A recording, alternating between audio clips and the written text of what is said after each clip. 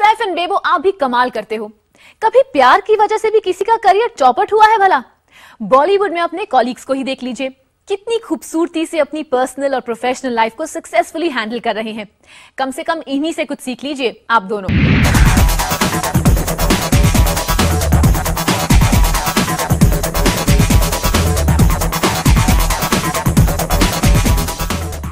ये बात करीना के लिए है कि वो चाहे अपने रिलेशन के बारे में कुछ ना बोले, लेकिन करीना को प्यार और करियर एक साथ हैंडल करने में मानो मुश्किल हो रही है।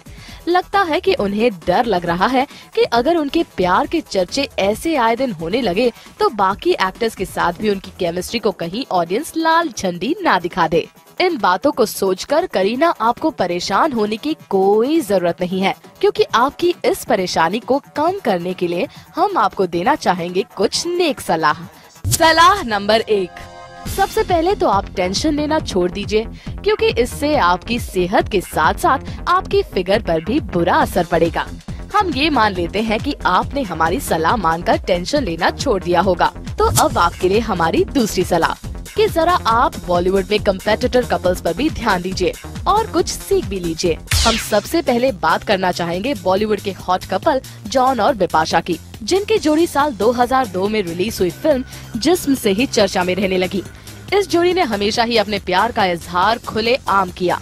आप ही की तरह ये भी हाथों में हाथ डाले इवेंट्स में नजर आने लगे, लेकिन इन्होंने अपने प्यार और करियर के बीच इतना अच्छा बैलेंस मेंटेन किया और कभी अपने प्यार को अपनी फिल्मों पर हावी नहीं होने दिया।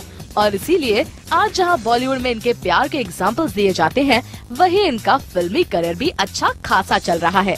जहां जॉन और बिपाशा की कहानी रही काफी इंटरेस्टिंग, वहीं 4 साल से एक दूसरे का हाथ थामकर सलमान और कटरीना भी शामिल हुए इस लिस्ट में। सलमान ने जब लंदन गर्ल कटरीना को पहली बार देखा तो वो हो गए उन पर फिदा। देखा गया है कि लोगों को रियल लाइफ में सलमान और कटरीना की केमिस्ट्री में जितना मजा आता है उतना उनकी फिल्मों में नहीं। अब तो ये बात कैट भी मान चुकी हैं। Yuvraj failed at box office, so you feel that somewhere down the line yours and Salman's chemistry is not being accepted by the audience? Maybe.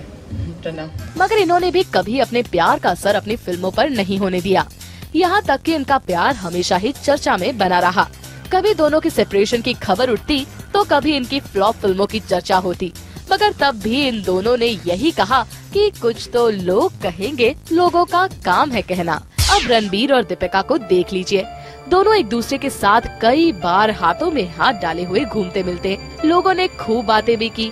भले ही इनकी फिल्म बचना है हसीनों को बॉक्स ऑफिस पर ठंडा रिस्पांस मिला हो, मगर कभी उन्होंने इस नाकामयाबी का असर ना तो अपने रिश्ते पर होने दिया और ना ही अपनी फिल्मों पर। यहाँ तक कि इनसे पूछे गए अनवांटेड सवालों का भी इन्होंने बखूबी जवाब दे दिया।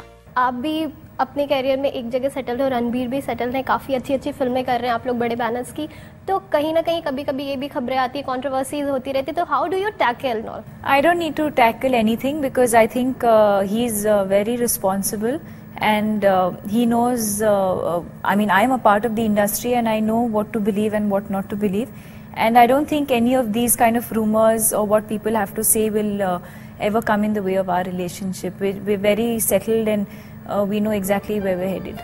बेबो, अब तो आपको पता चल ही गया होगा कि कंप्लेंट करने से अच्छा अगर आप अपनी सिचुएशन का सलूशन ढूंढ ले तो आपकी टेंशन थोड़ी कम जरूर हो जाएगी। वैसे भी हमने आपको इतने सारे एग्जाम्पल्स तो दे ही दिए हैं। अगर आप इन्हें देखकर कुछ सीख ले तो आप भी अपनी पर्सनल और प्रोफेशनल लाइफ दोनों को ही एक साथ बैलेंस कर पाएगी।